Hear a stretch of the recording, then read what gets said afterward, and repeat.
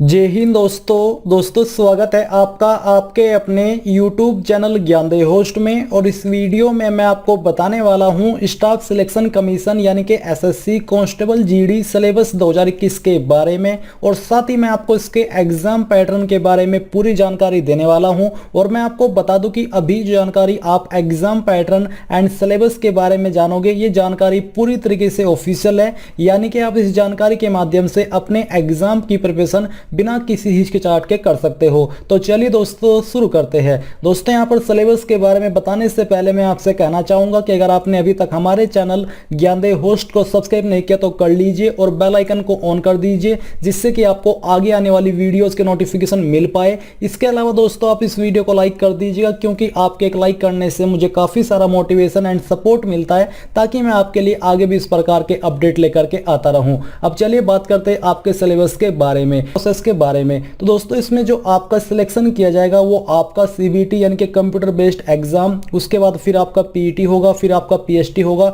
और उसके बाद आपका मेडिकल एंड सबसे बाद में आपका डॉक्यूमेंट वेरिफिकेशन होगा। जैसे मैंने आपको बताया इसी क्रम में आपका सिलेक्शन होगा, यानी कि पहले एग्जाम, फिर फिजिकल इफिशिएंसी टेस्ट, फिर फिजिकल स्टैंडर्ड टेस्ट, फिर मेडिकल और उसके बाद डॉक्यूमेंट वेरिफिकेशन। अब जो आपका कंप्यूटर बेस्ड एग्जाम है इसका पैटर्न कैसा रहेगा उसके बारे में आप जानकारी जान लीजिए। ये इसका ऑफिशियल पैटर्न है, जो कि मैं आपको डायरेक्टली ऑफिशियल नोटिफिकेशन से कंफर्म कराता हूं। तो यहां पर दोस्तों आपके एग्जाम के अंदर 100 क्वेश्चन होंगे, जिसके लिए आपको 100 मार्क्स दिए जाएंगे, यानी कि प्रत्येक क्वेश्चन के लिए आपको 1 नंबर दिया जाएगा। और जो आपके क्वेश्चन का तरीका रहेगा वो आपका ऑब्जेक्टिव टाइप रहेगा, जिसमें कि आपको जैसे कि आप बोलते हैं कि बहुविकल्प क्वेश्चन दिए जाएंगे, जहां पर आपको एक क्वेश्चन के लिए 4 विकल्प दिए जाएंगे, जिसमें से एक विकल्प सही होगा। इसके अलावा दोस्तों आपको एग्जाम करने के लिए 90 मिनट यानी कि 1.5 घंटे का समय दिया जाएगा। फिर इसके अंदर दोस्तों जो आपके सब्जेक्ट इंक्लूड किए गए हैं वो आपका जनरल इंटेलिजेंस एंड रीजनिंग है, जिससे आपको 25 क्वेश्चन और 25 मार्क्स दिए जाएंगे। इसके अलावा general awareness and general knowledge, इसके लिए भी आपको 25 क्वेश्चन और 25 मार्क्स दिए जाएंगे।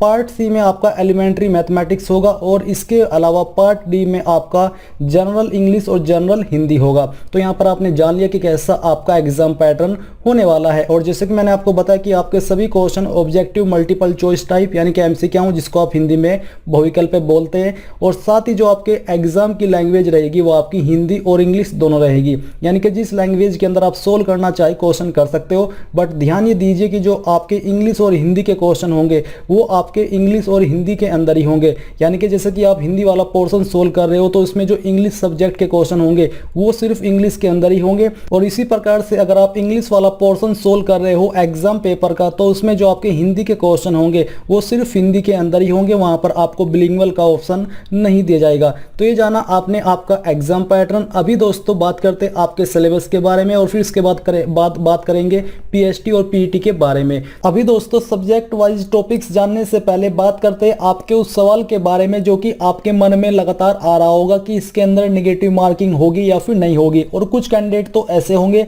जो कि इसी सवाल का आंसर जानने के लिए इस वीडियो को वॉच कर रहे होंगे। तो यहाँ पर दोस्तों मैं आपको बता दूं कि अभी तक कोई भी ऑफिशियल जानकारी ये नहीं आई है कि इसके अंदर नेगेटिव मार्किंग होगी, यानी कि अभी तक के लिए ये क्लियर है कि इसके अंदर कोई नेगेटिव मार्किंग नहीं होने वाली। अगर इसके अंदर नेगेटिव मार्किंग नहीं हो रही है तो इसका मतलब ये हो जाता है कि जो आपके अंदर तुक्का मारने की एक अद्भुत कला है जो कि एवरी इंडियन के अंदर होती है, तो आप इस कला का यहाँ पर खुलकर प्रदर्शन कर सकते हैं। आपको कोई भी रोकने टोकने वाला नहीं है। और जहां तक मुझे उम्मीद है इस बार इसके अंदर भी नेगेटिव मार्किंग नहीं होगी, और आप लोग इस कला का खुलकर प्रदर्शन कर पाएंगे, और आपको कोई भी कंट्रोल करने की आवश्यकता नहीं है, क्योंकि एक ऐसी कला है जहां पर आपको इसका फायदा ही होगा, कोई आपको नुकसान नहीं होगा। बट बाई चांस अगर इसके अंदर नेगेटिव मार्किंग इस ईयर नेगेटिव मार्किंग हो जाती है, तो मैं आपको इस वीडियो के कमेंट पिन के माध्यम से बता दूंगा कि इसके अंदर कंफर्मली नेगेटिव मार्किंग है या फिर नहीं है। अगर इसके अंदर नेगेटिव मार्किंग है तो फिर तो आपको इसके ऊपर कला के कंट्रोल करना होगा, जो कि एक आपकी अद्भुत कला है,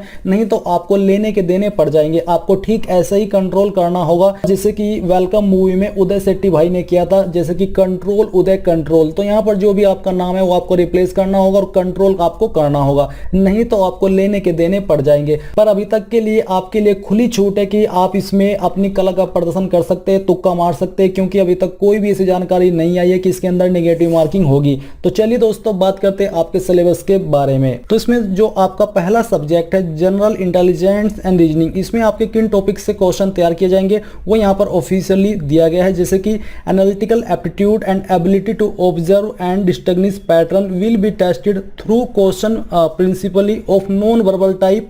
this component may include question on analogies, similarities and differences, spatial visualization, spatial orientation, visual memory, discriminations, observations, relationship concept, arithmetical reasoning and figural classification, arithmetic number series, non-verbal series, coding and decoding etc। ये आपके वो topics है जिनसे आपके intelligence and reasoning के question तैयार किए जाएंगे। इसलिए अगर आपको इस सब्जेक्ट को प्रिपेयर करना है तो इन टॉपिक्स को पढ़ना होगा। फिर जो आपका सेकंड पार्ट है या फिर जो आपके सेकंड सब्जेक्ट है वो है आपका general knowledge and general awareness. तो इसके बारे में यहाँ पर आपको बोले कि इसमें बेसिकली जो एक कैंडिडेट का साइंटिफिक एस्पेक्ट होता है वो कैसे अपने आसपास के नज़रिए को अपने आसपास के वातावरण को अपने नज़रिए में देखता है, कुछ इस तरह के क्वेश्चन इस सब्जेक्ट के अंदर एग्जाम में दिए गए होंगे, जिसके लिए आपको ये बोला जाता है कि अगर आप कोई स्पेशल स्टडी नहीं भी करेंगे तो तब भी आप इस सब्जेक्ट को क्लियर कर सकते हैं। वो ऐसे कि आपको जो भी आपका करंट अफेयर्स है वो आपको पढ़ना होगा, पिछले 5-6 महीने के अंदर क्या घटा है वो आपको देखना होगा, और जो पिछले 5-6 महीने के अंदर घटा है उसमें जो क्वेश्चन आपके रहेंगे वो मेनली आपके इनके ऊपर होने वाले, जैसे कि sports, history, culture, geography, economic, scheme, general polity, Indian constitution and scientific research etc, यानी कि जो आपके फील्ड है इन फील्ड से आपके क्वेश्चन मेनली इस सब्जेक्ट के अंदर तैयार किए जाएंगे। फिर दोस्तों आपका आता है एलिमेंट्री मैथमेटिक्स। तो इसमें आपको बोला कि this paper will include question on problem relating to number system,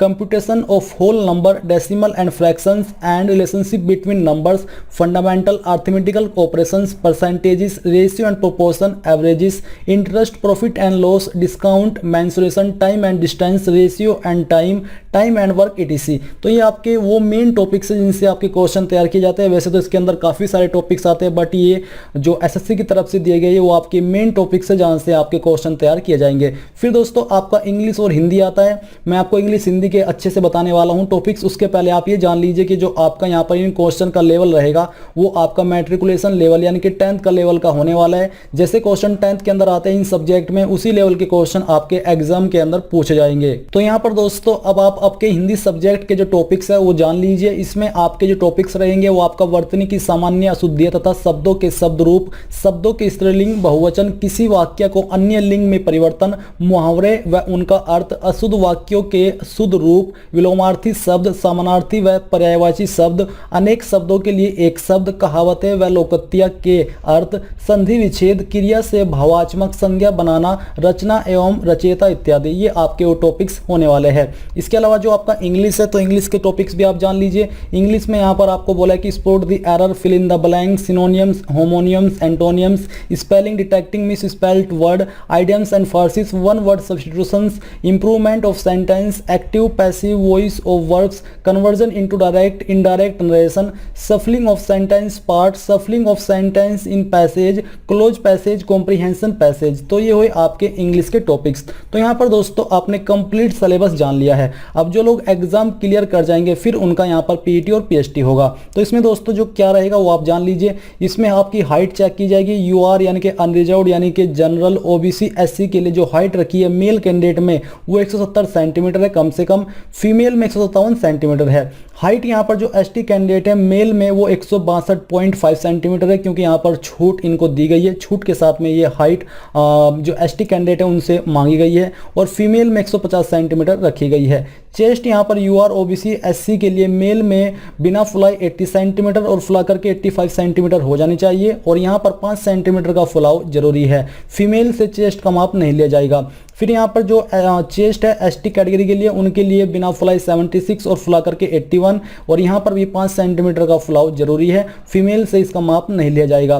फिर जो आपकी रेस है मेल कैंडिडेट में वो 5 किलोमीटर की है, जिसके लिए आपको 24 मिनट का समय दिया जाएगा। बेसिकली रन है यानी कि आपको चलना है, और फीमेल में यही आपकी 1600 मीटर की दौड़ है, जिसके लिए आपको 8 मिनट 30 सेकंड का समय दिया जाएगा। तो ये हुई आपकी पीएचडी और पीईटी के बारे में बात। आपने इसके बारे में भी यहाँ से जानकारी जानकारी जान ली है और अच्छे से जान ली है। इसके अलावा अगर आपको कोई डाउट, कोई सवाल अभी भी है इसको लेकर के, तो आप कमेंट के माध्यम से पूछ लीजिएगा। सेम जानकारी आप यहाँ पर ऑफिशियल नोटिफिकेशन से भी देख सकते हैं फिजिकल इफिशिएंसी टेस्ट के बारे में। फिजिकल इफिशिएंसी टेस्ट में आपकी जो रनिंग है वो आती है और इसके अलावा फिजिकल स्टैंडर्ड टेस्ट में आपकी हाइट की जांच की जाती है, जो कि आप यहाँ पर देख सकते हो। तो यहाँ पर आपने कंप्लीट जानकारी जान ली है और आई होप आपको ये सब जानकारी क्लियर हो गई होगी। अगर आपका कोई सवाल, कोई डाउट है, जैसे कि मैंने आपको कहा, तो आप कमेंट के माध्यम से पूछ लीजिएगा। और बस यही थी आपकी इस भर्ती के बारे में और सिलेबस के बारे में पूरी जानकारी। अगर ये जानकारी आपको अच्छी लगी है तो आप इस वीडियो को लाइक, शेयर और साथ ही साथ आपके अपने यूट्यूब चैनल ज्ञानदेव होस्ट को सब्सक्राइब करके बेल आइकन को ऑन कर ले, ताकि आपको आगे आने वाली वीडियोस के नोटिफिकेशन सबसे पहले मिल पाए। जय हिंद दोस्तों।